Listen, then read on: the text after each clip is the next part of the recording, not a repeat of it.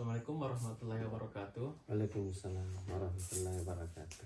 Baik, perkenalkan saya Awal Aminuddin. Hari ini saya kembali lagi bersama Bapak Supriyadi yang memiliki penggilingan padi. Kemudian hari ini saya akan melanjutkan wawancara untuk tugas saya selanjutnya.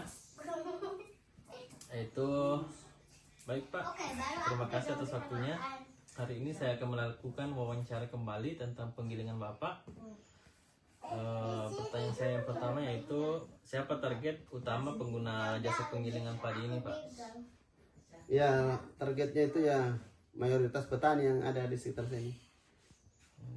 Jadi kebanyakannya yang dari sini, Pak ya? Iya. Baik.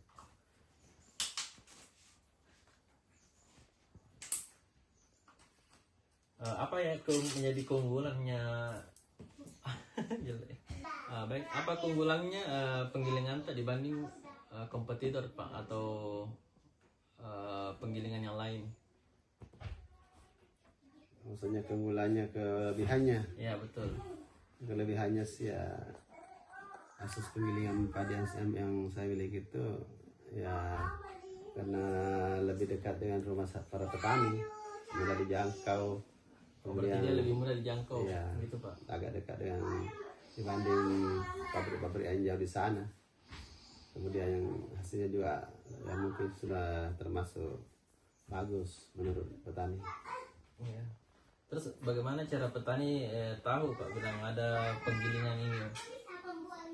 Ya namanya masyarakat sini kan sudah kenal baik dengan saya, kemudian sudah tahu dari masyarakat satu ke masyarakat lain, dari mulut ke mulut saling memberikan informasi bahwa di situ bagus, di situ ada, yang akhirnya biasa.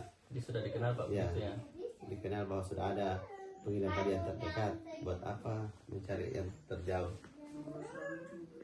Terus bagaimana cara menjaga loyalitas petani begitu Pak, biar selalu menggiling padinya di penggilingan Bapak? Ya, saya memang selalu menjaga kualitas, tidak merubah dari awal sampai sekarang ini. Maksudnya kadang biasa itu kalau banyak pelanggan biasanya dirubah cara kerja untuk penggilingan padi kita. Biasanya ada yang tidak terlalu bagus, tidak terlalu putih, makanya harus dijaga kualitas beras yang kita hasilkan dari penggilingan padi kita, begitu. Terus selanjutnya Pak, dari mana saja sumber pendapatan dari usaha ini Pak? Maksudnya? Biasanya sumber pendapatannya begitu Pak, mungkin dari penjualan beras kah atau penjualan dedak kah atau bagaimana Pak? Ya biasa, ada hasil yang dihasilkan itu bagi hasil biasanya. Biasa juga jual dedak untuk makanan pakan untuk ayam telur. Biasa ada dari luar membeli dedak yang sudah dikumpulkan di pabrik itu.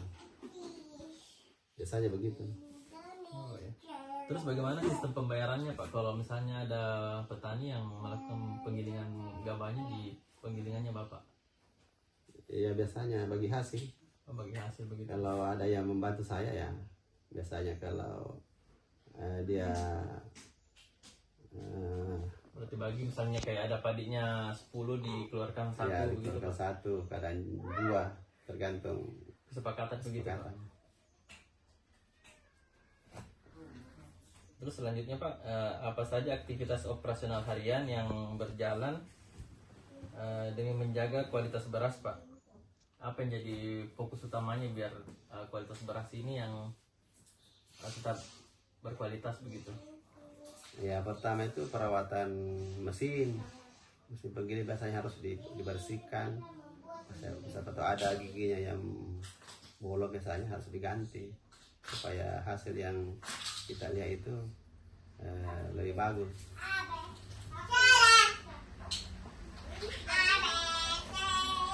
Ibunya jadi mana? Saya mungkin nomor itu sih. Baik Pak. Terus selanjutnya aset fisik apa yang menjadi kritikal untuk bisnis ini Pak? Ya dari mesin penggilingan padi yang menjadi prioritas penting.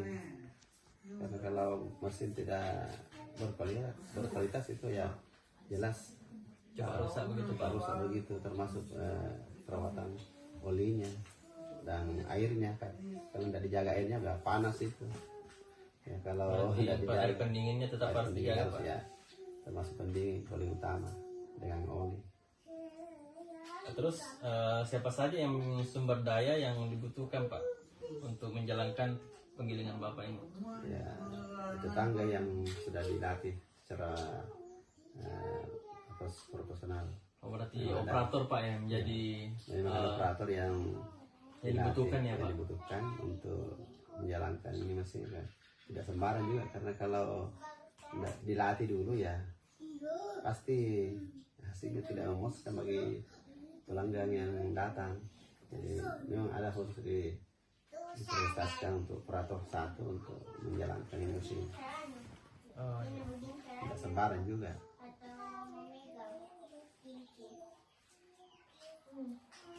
Terus siapa saja pihak atau mitrata yang sangat menentukan kelancaran dari bisnis ini Pak?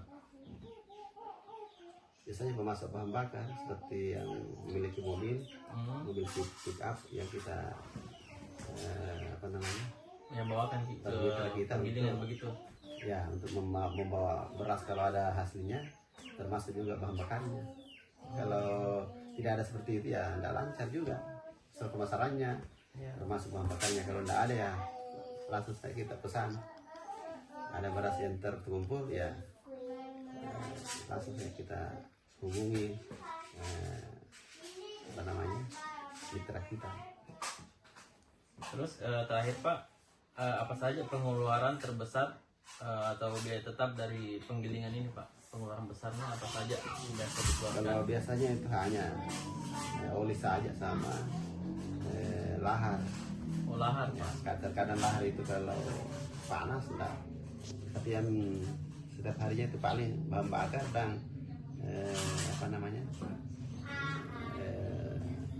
oli itu saja. Kalau yang Seputar perawatan Pak ya? kalau yang besar itu tidak terlalu begitu. Karena jarang Ji begitu Ya Pak. jarang, terus yang penting terpelihara nih air pendinginnya itu, Dan oli. olinya.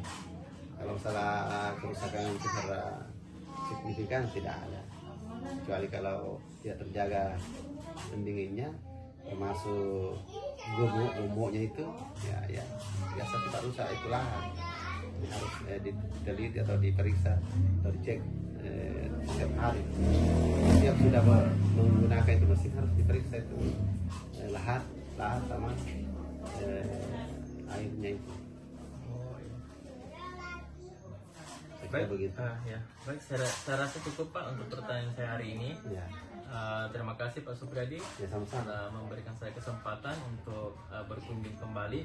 Ya, jangan bosan datang ke sini. Baik, terima kasih Pak. Mudah-mudahan usaha saya ini lancar. Amin, Nah, amin. mereka begitu. Amin, siap. Baik, itulah wawancara saya bersama Pak Supriyadi. Sekian dari saya. Assalamualaikum warahmatullahi wabarakatuh. Waalaikumsalam warahmatullahi wabarakatuh.